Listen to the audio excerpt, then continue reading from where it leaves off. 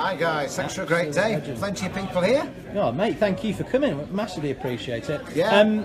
A rig that you're pretty synonymous with, mate, aren't you? You catch a lot of fish on it, don't you? Yeah, the multi-rig.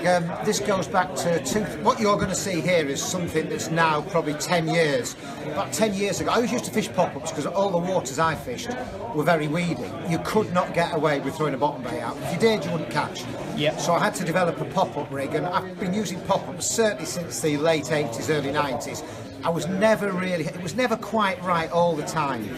And Mike Kavanagh showed me a rig, 2003, 2004, which was what he called the multi-rig. Yep. And what you're seeing is 10 years of development. Wow. So this is my version of the multi-rig. Yep. It's called, lots of things been called the Johnny Mac rig, the multi-rig. In fact, Mike Kavanagh now says, I fine-tuned this so much you can't really call it a multi-rig. No. For the purposes of this, it's a multi-rig. Yeah. It's a fishing pop-off. But your take on it, and as you say, 10 years worth of actual sort of engineering. Yeah, it's my take on the multi-rig. I would guess probably most years I catch about somewhere around 400 to 500 carp a year. Wow. So in the last 10 years, maybe I've caught 5,000 carp. Yeah. If you ignore the ones I've caught on the surface and on zigs, I would say out of the 5,000 carp, maybe 4,900 caught on this. Wow. Absolutely. So it works from deep water, shallow waters, winter, summer, long range, short range. I just took the same rig out every time. Carp haven't got hands, and the only way they can test the bait is to take the bait in. Yeah. You know, I read a lot about rigs, but this is what I chuck out on 99.9% of the waters I fish. The only time I would ever fish a bottom bait is if it was gin clear and shallow sand pit. Other than that, it's always a popper. Real. So this is my starting point. Right, mate. I'll get closer up in so people can see the the integral bit. The first important point of any multi-rig is the coated braid. It's obviously whatever coated braid you want to use. You want the braid to be as stiff or as thick as possible. People, you don't get more bites on 12-pound braid than you do on 35. No. 30, I never use less than 20. I'm using something for the stiffness. As it comes, it's stiff anyway, but I always steam them, which makes it even stiffer still. Brilliant. So we got the Nash coated braid here, 35-pound combi link. First thing I need to do is obviously hold it between my legs. Then we've got the hook pattern. There's various hook patterns you can use. Yep. I love the straight bend of the fang twister. I never use anything smaller than a 5. Yep. I like a big old hand to grab at the carp, Nice. which is what I think of it. The fang twister, the bog standard fang twister for probably 90% of the work.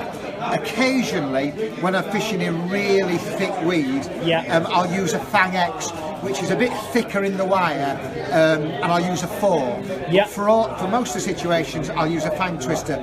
You don't get more bites with smaller hooks. If you think a carp can see a 5 and carp can see a 7, then I can sell you the moon, because that does not work like that. Nice. The reason we started using smaller hooks, because in the olden days, smaller hooks were sharper. So the smaller hook you got, the sharper it was, the more bites you got. Bigger hooks weren't as sharp, but nowadays, a 5 hook that you buy now is the equivalent of the sharpness of a 10 from a few years ago. Right, yeah. Never ever use anything smaller than a 5 for my normal bottom bait fishing. Brilliant. So we've got the fang twister. First thing you need to do is you just need to tie a bog standard loop. It's a very easy thing to do, just over the top. I mean, people call it various things, overhand loop or whatever. I just call it a loop knot. So we've got a loop knot there. It's, you ask me how big that is. I probably talk about it in inches. Some people talk about it in millimeters.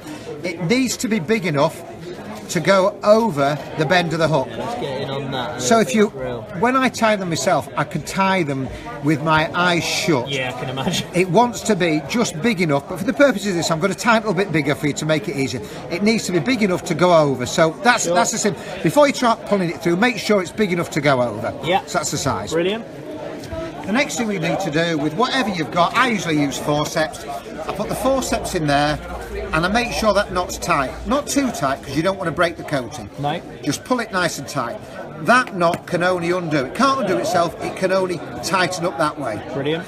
Just with your blade braids, just chop that off. Don't have to be particularly neat. You certainly don't have to glue it. So you've got your loop and you've got your hook. Now somehow you've got to get that loop through that way, through there. Now you will never ever push that through in a month of Sundays. No. So the trick to doing this is to get some unwaxed dental floss or bait floss, because this is how you do it. So you just get your normal bait floss.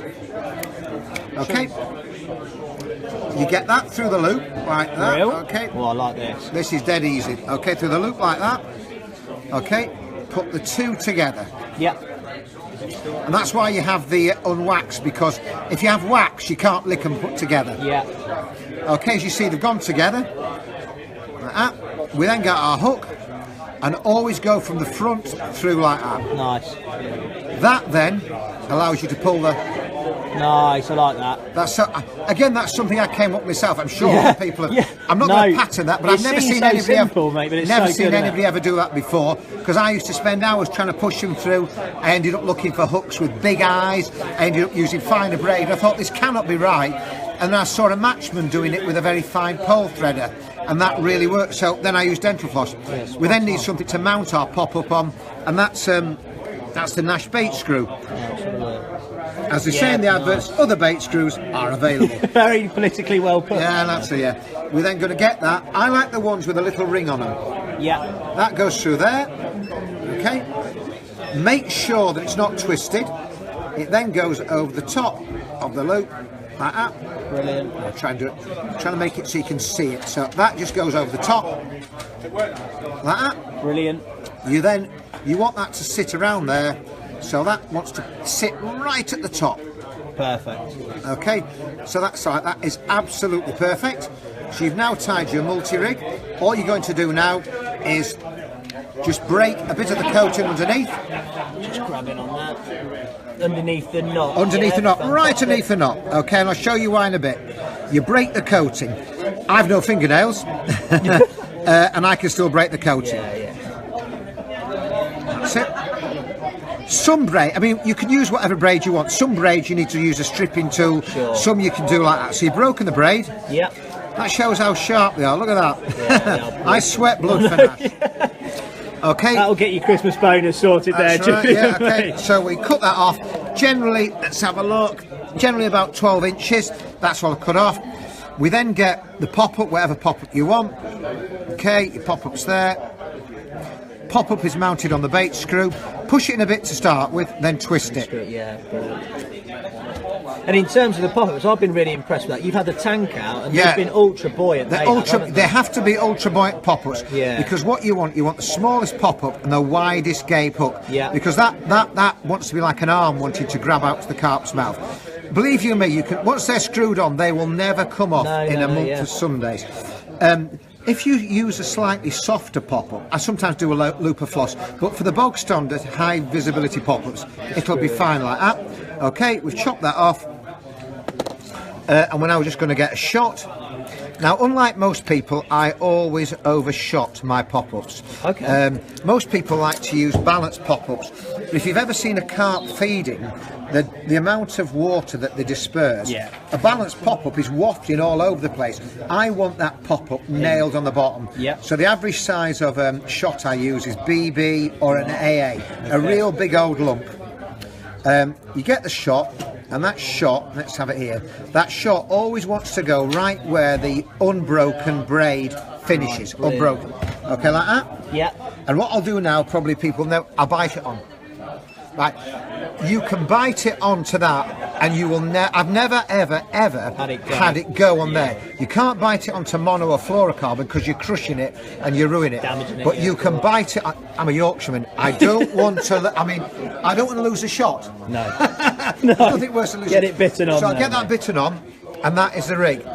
When I'm at home, I steam that over a plastic kettle. Now you can actually have them on the lakeside, but I've never seen a plastic kettle used on the lakeside because they tend to melt when you put them on the stove. So when you use a plastic kettle at home, you can literally run it over the spout. Yeah.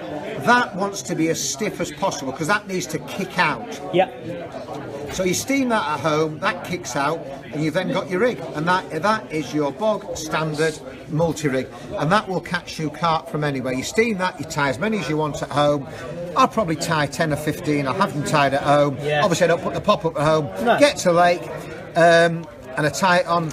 As you can see, I've tied it on with a loop knot at the far end. That is literally the rig tied up with the loop. Ready to go, isn't it? That is ready to go. And obviously, do you vary the length of this, or for the average? That is probably the average. When I talk about the hook length, I'm talking about the distance between the shot and the loop. So let's have a look. The actual loop of the actual length of this, let's get rid of that, is usually about 4 inches. So that's 4 inches from shot to loop. Now that's because when the carp lifts itself up too much distance, then it can get rid of it, but as soon as that lifts up, it pricks itself on it. If I'm fishing for a very, very big carp, I might make that about 7 inches, but generally 4 inches. When you cast out, the lead hits the bottom. I've got 2 PVA nuggets on that. It sits like that, the nuggets come off, and it will drop down like that, and it will sit like that. And as you can see, with the broken braid, whatever way the carp comes, it can twist and lift into its mouth. And the poppets you use with it, Julian? Obviously, you said they had to be ultra buoyant. What do you generally use, mate? I generally use 11, 12, 13, 14 mil. I always say to people, although I'm sponsored by Nash, I don't want you to think you have to use Nash, because that's a mockery. You should always use what you're confident, as long as it works. So whatever pop-ups you've got, as long as they're buoyant, that's great. As long as your hook's sharp, that's great. As long as your braid's stiff, that's great. You need to use what you're confident in. I'm talking about the principles of it. So as long as your pop-up is very buoyant, that's great. Brilliant. Fantastic. That will catch you absolutely loads of carp. If you have any issues, always contact me on Facebook or Twitter. You know the score. I'll always answer you straight away. No, and it's good to be said that at this stage you do a lot, mate, for angling and anglers in general, mate, as well. So, you are one of the, and I'm not just saying it because you're here, mate, one of the most approachable and sort of forward thinking and giving back anglers that I know, mate. So massive credit to you, mate. You're an absolute legend.